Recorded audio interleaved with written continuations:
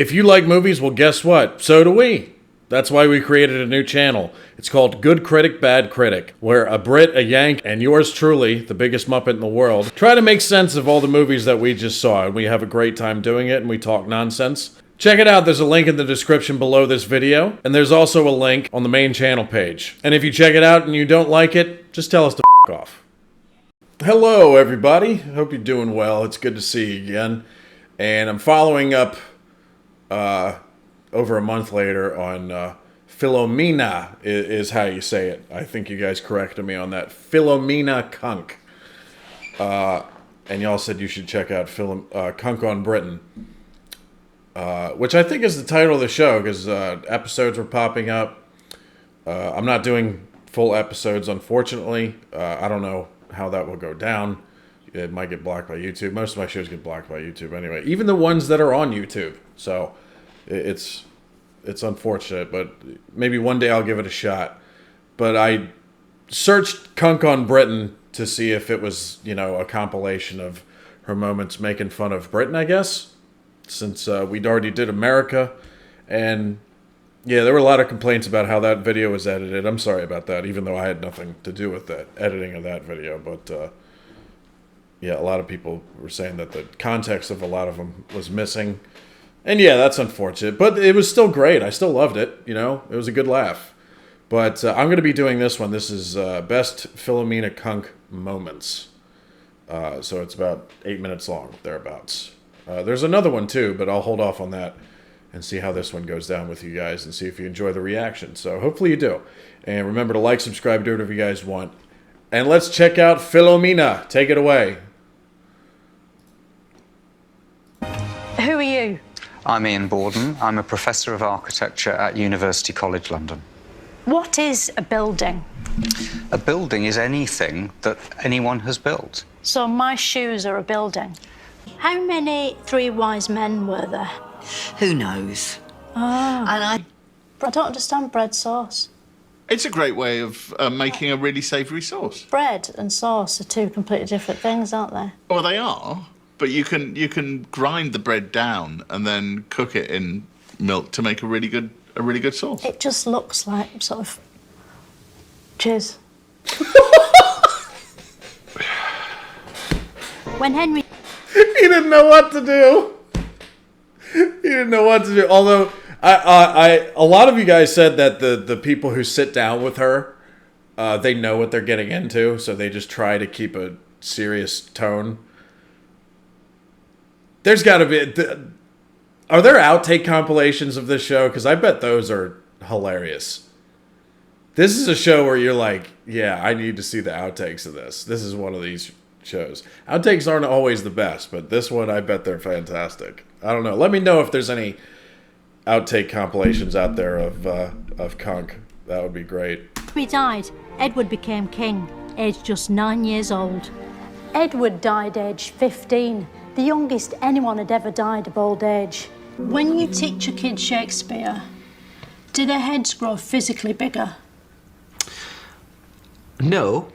It's comforting, isn't it, to realise we don't have nuclear weapons these days?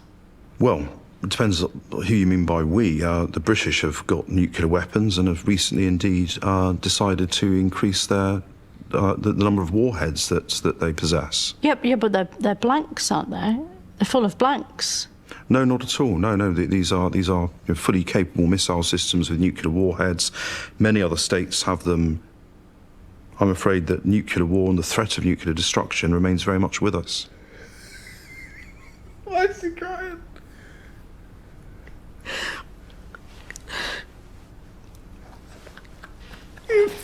Right, can we talk about something a bit more cheerful? Anything you like. Do you like ABBA? I love ABBA. Yeah. When a feminist looks in the mirror, do they see an equal woman or a better woman?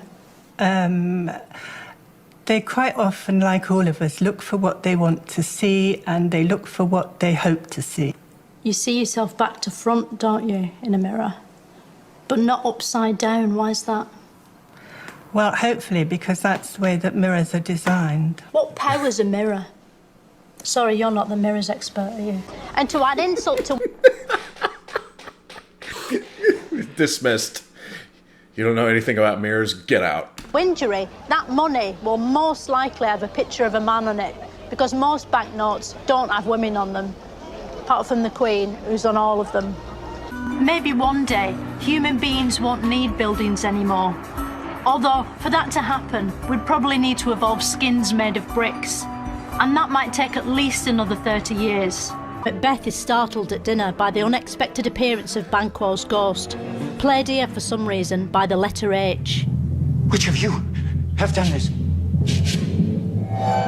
But what was so great about Henry VIII? Why is he the king we all still remember, unlike, say, Richard V? Well, for one thing, he was fat, so he takes up more room in the memory. So the Andromeda Galaxy is going to hit us. The Andromeda Galaxy? A whole galaxy is going to hit us? Yeah. On about the same time scale, actually. So could we Brian fall Cox? down a black hole? Yeah, you could fall into Yes. one. Is that the same? Because I heard that you could be, if, you know, this is one way that the world could end, is that we're all just sucked off through a hole. I mean, that must be terrible. Can you imagine what it would feel like to be sucked off through a hole? Yeah.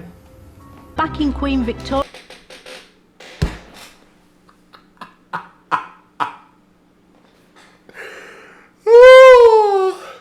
Brian Cox is a freak. The key is in the name. Oh man, that was funny. Victorian times, women weren't allowed to vote, even though we had a female king. So some women formed a gang called the suffragettes. 1 in 20 people has been a victim of crime, which means that 19 out of 20 people are criminals. No wonder we need police. Over the centuries, many things have been used as money, including amber, wheat, eggs, travellers' checks, feathers, book vouchers, lobsters, beads, gold, leather, nectar points, rice, peas, mugs and money. It was only the last of these that caught on. It's almost unbelievable that before Charles Darwin invented evolution in 1859, no one had ever evolved. Without him, none of us would be here today, except in the form of fossils or gibbons. This is the National Theatre. It's designed to look so horrible that people are glad to be inside watching boring plays. Today, Britain stands at a fork in its crossroads, and its people are asking questions. Now we've got our country back, what actually is it? Who are we, and why? You know when... You're hilarious. Best humor in the world. There you go. That's what you are, my friends. You read a word in a book, and you sort of hear that word in your head. How do they get the sounds into the ink to make it play in your head? Well, She wrote, "The world to an end will come in 1881, a claim which has recently been debunked by experts through a careful process of looking around and seeing the world still here." Today, some people choose to turn the outside of their homes into a giant advent crown. A jolly house covered in electric lights may be expensive and use a lot of power, but it's the perfect way to cheer up a world worried about climate change and dwindling resources. Queen Elizabeth I got a crown screwed on here, in Westminster Abbey.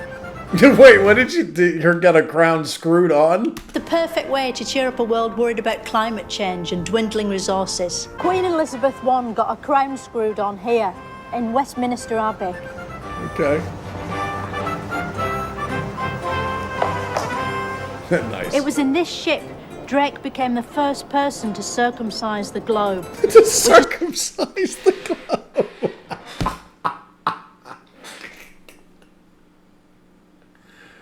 Oh man. Yeah, it was. Who were the? There was one other one that was that the Spanish hated for taking all their gold. I got to go back and read about Francis Drake. all that that particular story is, most of it's escaping me right now, but he circumnavigated the globe, and on the way he took all the Spanish's gold, I think. I could be wrong. Please correct me if I'm wrong, because I'm an idiot. But there was one, wasn't it Walter Raleigh who the Spanish hated also for doing the same things, pretty much.